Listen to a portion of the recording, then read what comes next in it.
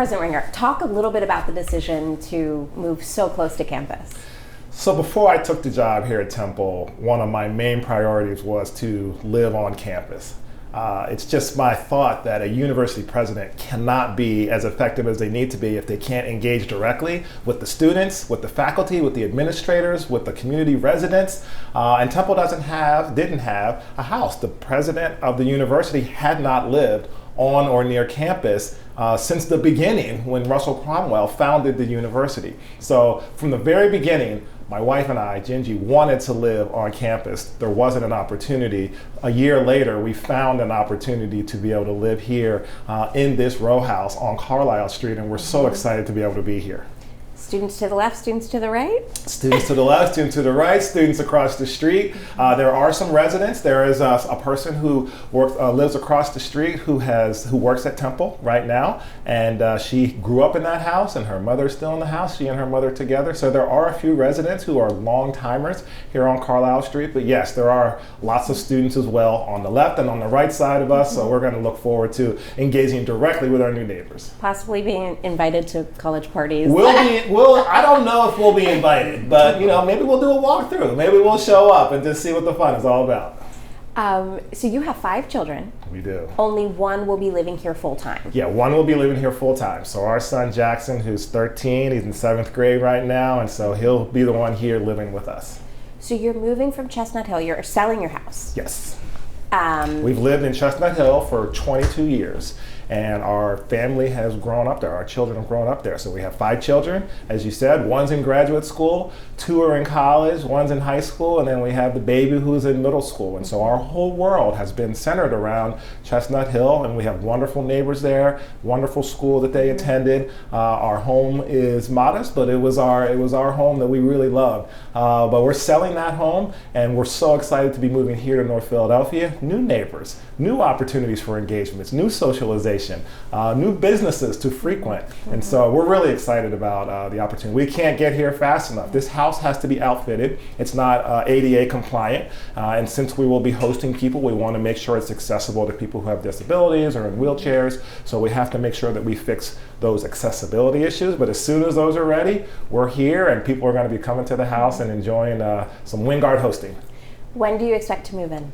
We're hoping that we can move in March. So in order to do some of the ramps and other ADA compliant issues, you have to get permits. You have to do a little bit of that construction, but it's not much. So the team tells me that if all goes well, we'll be in here as soon as March. Will you be involved in picking out any finishes in the house? I will try to be involved in picking out finishes. I don't know if my vote will count, but my wife and I said that we wanted to be actively engaged in decorating. This is our home, so we are here certainly under the realm of being officials of the university and representing Temple University. We're going to host lots of people here, but we're also going to live here. We're going to have Thanksgiving here, and we're going to have our Christmas here, and our kids will be back from college during the summer. So this is where we live. So it may matter, what color the hardwood floors are, or how we paint the walls, but that's not the most important priority. But if you're asking me, I hope that I have a little bit of a vote in, some of the furniture.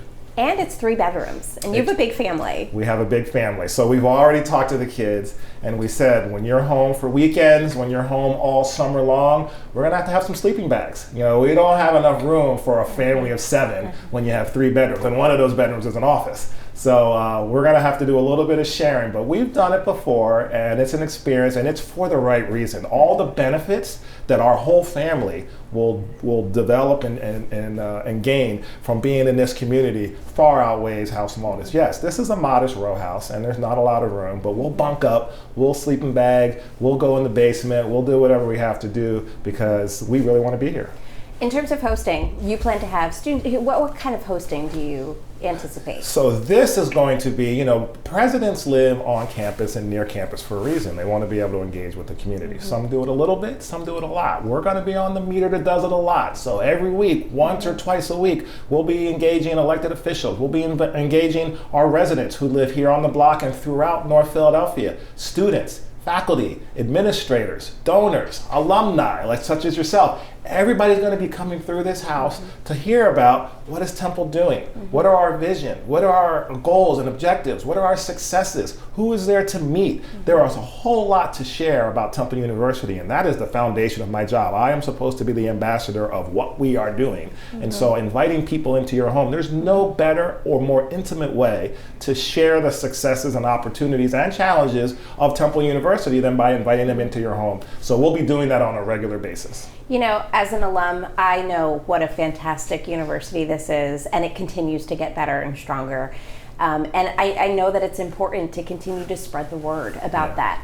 Yeah. Some, I feel, recently has been overshadowed by some of the crime in the neighborhood. Yeah. The Instagram page, Keep Us Safe to You, you know, students asking for greater engagement. How do you respond to that? Because you want to be engaged. They want to hear from you. Certainly. So I'm really excited. The best part about my job is engaging with the students, engaging with the faculty. The people on campus is why I'm here. I'm representing all of them. I spend a lot of time now in small groups, off camera, in back rooms, with student groups, with faculty commissions. We spend a lot of time. That is my job, to spend a lot of time. Bear in mind, though, this is a community of 34,000 students and lots of faculty members and lots of physicians in the health system. So it is very difficult to be able to touch everybody and to give everybody the attention that they want. But I'm absolutely sympathetic to I need to do as much as we can to advocate for Temple University, to tell the good stories, to be a voice, to be heard about what is going on in this campus. And so we continue to try to do more and more and more. I just recorded a video yesterday. It's an end of year video, end of the calendar year. So that will be distributed tomorrow to the Temple-wide university community. Talks about our successes. It also talks about the challenges we're having around mental health and around violence on campus. And so there's a lot that I do. There's also a lot of surrogates that I have in my administration that also help me. There's only so much that I can do, and so I just elevated the role of the chief of police to a vice president level role, which is an officer level, highest level at our university, and Dr. Jennifer Griffin has taken that job, and so she's doing a lot of the messaging. And I understand that the university community wants to hear from her, they want to hear from our provost, they want to hear from our dean of students, and they want to hear from me, the president, about what's going on campus in positive ways and in negative ways. Sticking with some of the challenges, is enrollment down? Enrollment is down. I spend a lot of time talking with my peers, other presidents and chancellors around the country, and some schools have enrollment that is up, but by and large, higher education as a sector has faced what we call an enrollment cliff. There aren't as many students in the United States as there were, so they're more competitive with trying to attract those students. And so our enrollment is down, and many of our peers across the country, the enrollment is down. And so that causes us to think about how we right-size our organization. For a long time, there were just so many people who were available to go to college. So all colleges and universities across the country just kept growing and growing and growing. And we were the same. Temple University for the last 5 years just grew. Now there are fewer students. That demographic cliff has shifted and fallen off. Now we don't have as many. There just aren't as many to come. We still want to have a really strong and solid academic program. We want our curriculum to be rich. We want the value of the education to be worth it so that people will choose Temple and not choose one of our competitors. And so we're working feverishly on that. Yeah, because I was reading in the spring, I guess you had record number of applications received, but then enrollment was down, what is it, 4%, 6%? That's right. What, I don't know. We can get you the exact number. Okay. Yeah. What do you say to a parent of a high schooler who might just hear the quick headlines and might not be as in tune to all of the positives, hearing about the crime, and might be scared to send their kids here? Well, when we talk to parents right now, they are very excited because most of the students who apply, and you're right, the applications were up because students want to come to an urban environment. They really are excited about all the cultural amenities and the richness that an urban environment like this offers at Temple University. So we talk about the benefits of living in a city. We talk about the value of our curriculum and the value of the partnerships we have with industry history. And when they want to hear about, parents in particular want to hear about, well, is it safe? We tell them that our campus is safe. We tell them that our patrol zone is the safest area in North Philadelphia. But we also tell them that some of our students live outside of our patrol zone, and that's where the majority of our incidents have happened on a violent way. And we have to do as much as we can as a university to partner with the city, to partner with the Philadelphia Police Department, to make sure that we are doing everything we can to partner with them as they try to tackle this problem of how to curb violence in the city. Well, and the recent home invasions, multiple home invasions happened within the patrol zone. Yeah. So what we want to do is really make sure that we're partnering with the city. When we look at other campuses in the city of Philadelphia, they patrol their campuses. And we patrol our campus. We also patrol a patrol zone. Other campuses in Philadelphia don't even have a patrol zone. So we extend resources and we do the best we can. But homicides in the city of Philadelphia are at the highest levels as they've ever been. And unfortunately, it looks like there's going to be another record year next year. We are an academic institution. Our responsibility is teaching and learning. I am an educator. My expertise is on the quality of curriculum, the quality of teaching, the quality of learning and research.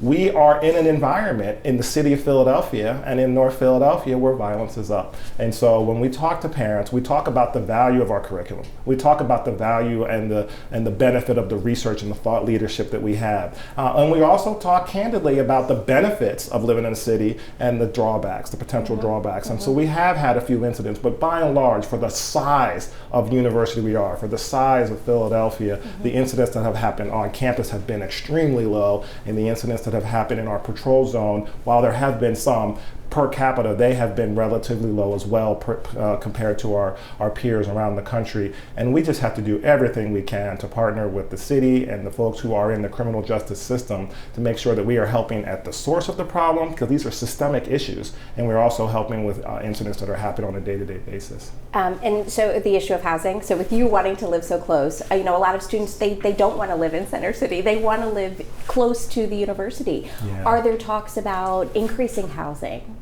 So over the last couple of years, Temple University started as a commuter school. So nobody lived on campus in the early days of Temple University. Everybody lived at home or wherever they lived, and they commuted to campus. And over the years, we've increased the number of housing. We have a brand new tower now, not brand new, but it's pretty recent in Morgan Hall. And so there are opportunities as more and more students want to live on campus for us to extend the amount of on-campus housing that we have. So we are thinking about doing more on-campus housing for those students because there's a need. There's a need from our community to be able to do that. We're also partnering more with the landlords who are in our patrol zone. Many of the landlords have housing where our students live, and we can partner better with them about providing lighting, providing security measures, providing trash cleanup, providing transportation to and from campus, and many of those landlords are amenable to the recommendations that we have. So there are a whole host of solutions that we have mapped out, our planning commission has done, to be able to think about how can we provide the right housing experience for our students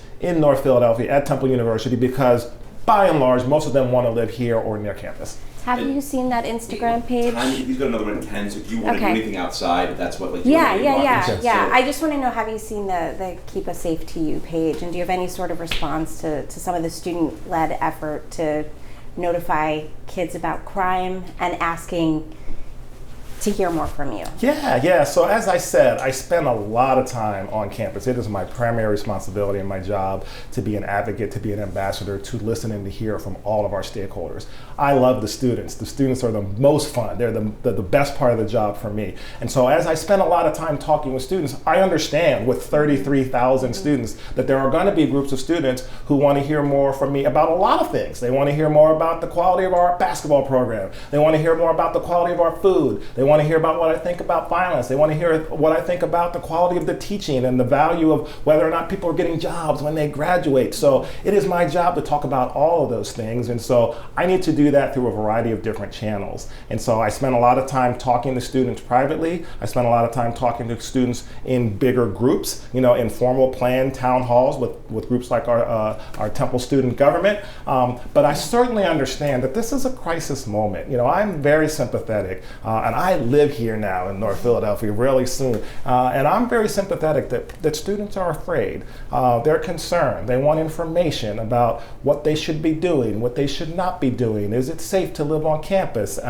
And we need to be talking with our students as much as we can. And so I'm doing a lot of that, and I can't reach everybody because the school is large, but I have put other people in place. Dr. Jennifer Griffith has just come as our new chief of police at Temple University. She's fantastic. That job has been elevated. We've never had, as I said earlier, a vice president in that role. And so she's spending a lot of time communicating with the community, much more than we ever have before. I'm communicating with the community much more than I ever have before, and I can communicate even further because it's important to me. And our provost, Gregory Mandel, is going to be doing more of that as well. So communication during a moment of crisis, during a period of crisis, is really important. And so being able to engage with our students is important to me. And I hear the call. And so I'm going to try to communicate more. Our provost is going to communicate more. Our chief of police is going to communicate more.